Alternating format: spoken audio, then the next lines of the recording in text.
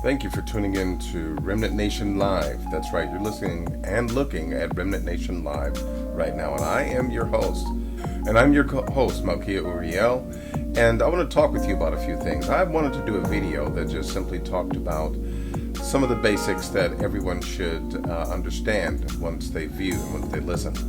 As we know, we live in a world where there's a great deal of controversy that surrounds us. There's a lot of things going on pretty much really all the time.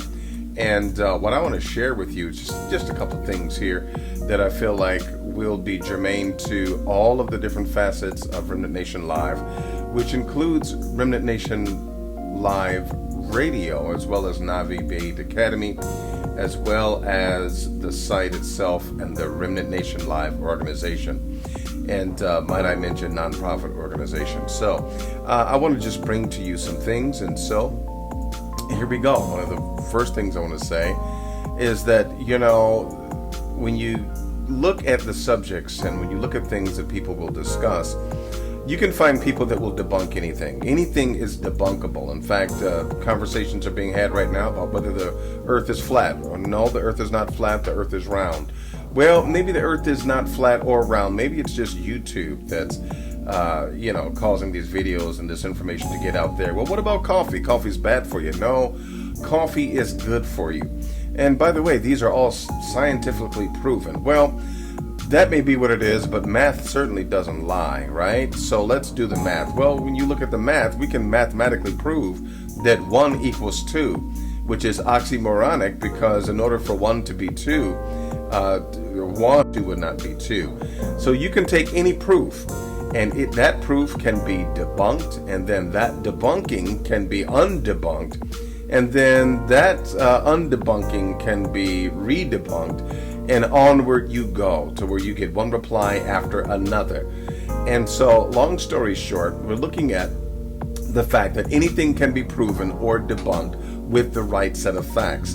But here's the point. You must choose what you are going to believe and what you are going to live by. I'll say it again. You've got to choose what you're going to believe and what you will live by. That being stated, what we will not do and what you will not see in any of our organizations is you will not see any hate speech spewed. You won't see any racism. You won't see us inciting fear. In fact, you won't see us accepting any popular ideas that are unfounded by the Tanakh, including any Judaic fringe beliefs, okay? Also, you will not see us remove or minimize obedience as an important divine mandate of our Elohim. And also, you will not find us valuing Babylonian or Greco-Roman spiritual insertions or inceptions or even cultural preferences. You won't find that. We're not going to do that. That's not us. So we've chosen the Hebraic way, and so we've chosen what to believe in. We've chosen what to walk by. So now let's talk about some things that we will do. We will present each truth with its tertiary foundation and proof. Otherwise, it's going to be stated. Whether we have 2 proofs to back up what we're saying or 4, we will state it otherwise, but normally there will be 3.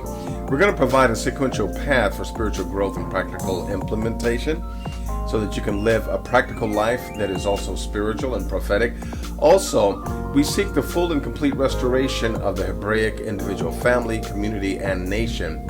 As well, we will refer to people groups by their original biblical family names, which also includes their futuristic prophetic outcomes. That being stated, those are the things that we are going to do, okay?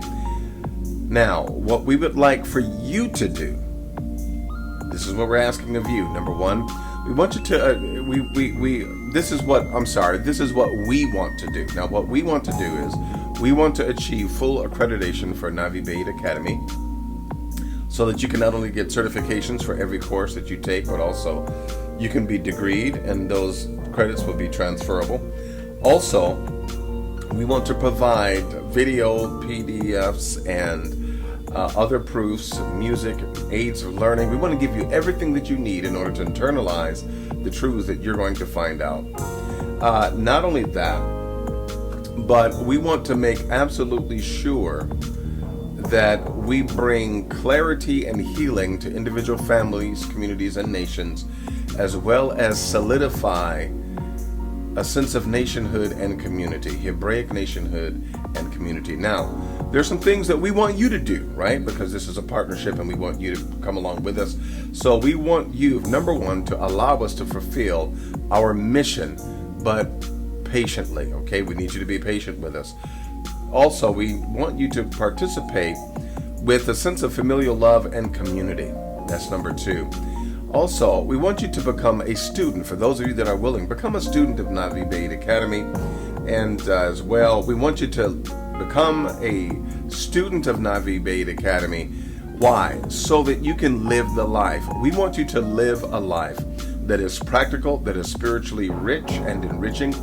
But not only that, but is also prophetic in nature, which means that it is potent and has the power to bring to pass that which is the supernatural in your life. I'm talking about being as much spiritual as it is physical, and it being practical as much as it is esoteric. We want you to live the way and to walk in the truth. Also, we want you to truly seek to find yourself and to grow. And we're talking about on an individual level, and then of course family, community, and nation.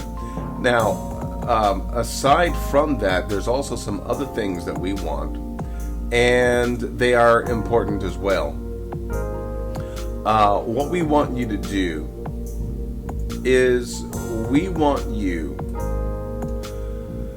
to be committed. Listen, many of us come from Christian backgrounds where we would say amen and we'd leave the church, but we want you to be committed to being actually a doer and someone that lives and embraces the truths that you're learning. Okay? Now, for those of you that attend Navi Beit Academy, you're going to find out that we expect you to demonstrate it, and we expect you to live it, and we're going to give you time to demonstrate that you're doing it and that you're living it. This is not a cakewalk. This is a journey, and for those of you that are willing to step up to the roster, so to speak, hey, we want you to demonstrate it. We're going to give you every opportunity. But for those of you that do demonstrate it, we will definitely you're going to see the benefits. You're definitely going to see the benefits of you living what it is that you are learning. So that's very important. We want you to live it. In fact, there's a statement on the website that I mentioned that there is no revelation or truth that's worth knowing unless it's worth doing. And this is very true. Lastly, one of the things that we'd like for you to do is to support us. Yes, we need your support. And some of the reasons why Remnant Nation Live needs your support, as well as the radio station and pretty much the entire entity and the entire body here needs your support, is because we want to do things right and above board, which means that for the artists that you hear on Remnant Nation Live Radio, they are being paid royalties. Okay, so we need you to donate so we can continue to support our Hebrew artists. Not only that, but we have to raise a significant amount of funds. We have to raise over $10,000 in order to be accredited, and that's just the beginning of the accreditation process. So we need to raise money for that. Not only that, but we're looking for a facility where we can house pretty much everything that we do and it remain in-house. And a facility is definitely going to take some financing. Okay, it's going to take some financial backing. And we want to, in this facility, it's going to end up being our national headquarters, and we're going to look at actually headquartering there and having branches all over globally. So another way that you can support us, we do want you to support us. Support us through monthly contributions. You can also sign up for either a 1-year, 2-year, or 3-year commitment where you support us. And listen, for those of you that do support us, you're going to see a lot of bang for the buck, okay? You're going to see a great deal of bang for the buck. But there's others that will say, you know what, I want a lifetime student commitment. I want to be a lifetime member. I want to be a lifetime student of Navi Beit Academy. And so we'll give you that opportunity. Also, we want you to tell other individuals about Remnant Nation Live. A little bit about myself, as I said before. My actual name is Eric Stephen Upchurch, and that translates in Hebrew as Malkia Uriel. And so that's who I am. Now, I'm keeping a rendition of my name because my father, who was a prophet before me, named me very specially. So I personally see no need to completely throw the baby out with the bathwater, so to speak, and to not keep some rendition of my name. I think that the Hebrew rendition of my name is spot on and perfect for what the Creator intends.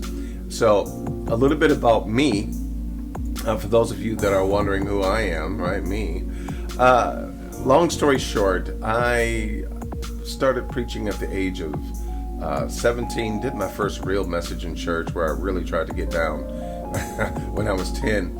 My knees were knocking so hard together until you could see my legs shaking through my pants. You would have thought I was trying to, give someone a message in Morse code. But long story short, that was my first message when I was 10. By the time I was 17, I was a licensed minister, been a Christian minister for decades, and of course, one thing led to another. I became a conscious Kemetan. In other words, I was an Egyptologist, as it is famed to say, and I had my own radio show, and I was very adamant about teaching the quote-unquote truths of consciousness as it related to Kemet. And I left Christianity to investigate African spirituality. True story. I also taught Kemetic henotheological principles and as well as history. And not only that, but I found some things out to be very true. Number one, the Kemetic spiritual philosophy does not have a cohesive body of beliefs that it can call a particular path. The closest that they can come to is the concept and the philosophy of Ma'at, okay, which is truth, righteousness, and justice, and judgment, and all of that sounds good, but there has to be a detailed methodology. One is able to look at the either 142, 144, some say 147 admonitions of Ma'at to say that I have not done this and I have not done that. Such things as intimate as I have not made anyone else to cry, or as meticulous as I have not distorted a message that someone gave me to give. I have not swallowed my own heart, and other things. It's very deep, and it's wonderful in its own right. But yet and still at the same time, there is not a corpus of spirituality that one can embrace and say, here is a path from A to Z that we can walk. Many times we didn't know what God to pray to because there were so many. And many of us did not understand that it was henotheistic instead of, which is let me paint it to you this way. Judaism has a henotheistic nature only in the sense that you can think of our Elohim as being, like we used to say in church, Jehovah Rapha, Jehovah Nisi. Well, Rapha, healer, Nisi, our banner, Mekadesh, our shield. All of those attributes of our Elohim, okay, are pretty much like in Islam, the 99 names of Allah. These are attributes of the one same and the one true. Well, the thing about the Kemetic path is that they have a pantheon, but they also have a number of other netures or gods that are intended to be henotheistic, meaning that they are if you will, a depiction, a separate depiction of Jehovah Rapha that they would call one name, or Jehovah Nisi that they would call another name, or Jehovah Mekadesh that they'd call another name, or Jehovah Jireh that they'd call another name. And so, but they understood that to be one, okay? So, long story short, while it was henotheistic, it had a lot of monotheistic attributes to it, though it seemed polytheistic. And that's because of the henotheistic nature of it that many of us did not understand. We didn't know what God to pray to. We didn't know if we should pray. We didn't know how to pray. There were no tenets. In fact, most of what we received in teaching and most of what I taught was really, I tried to get into Ma'at and more of the spiritual teachings and to go deeper. It's just always my way to go deeper, even than those that have been before me. I just do what I do. But yet and still at the same time, there was not a detailed path. You couldn't get from A to Z. It was always about what they did to us. It was about how they put us in chains and how they dogged us and how society today and culture today is anti-African and they're against us and they're still trying to mistreat us. And on the other hand, for those that wanted to do the deep research, you would find certain writings and certain teachings by, like, let's say Gerald Massey, where there are certain papyri that are referenced, okay, in a bibliography, but you would not be able to find that particular reference. You wouldn't be able to find that papyrus. And so the result was, well, everybody said, well, they hiding it from us. They hiding it from us. Well, that was not good enough for me. And so one day I had a show, and I will say this, all of my spiritual experiences that I had when I was in the movement, they were true spiritual experiences, okay? They were true spiritual experiences. They were deep. They were psychological. They were what they were. But yet at the same time, I had issues with the fact that you could not find the actual papyri where they said things like, well, Ani came to Horus or Heru, because Horus is actually the Greco-Roman rendition of Heru. But anyway, where Ani comes to Heru and he wants to go see Asar or Osiris, and Horus says to him, or Heru says to him, you can't see the Father except by me. Well, you can't find that papyrus. All you can find is a picture of where you have Heru grabbing the hand of Ani, and they're on a journey someplace. But you don't find that. You don't find that in the papyri. So all of the so-called proofs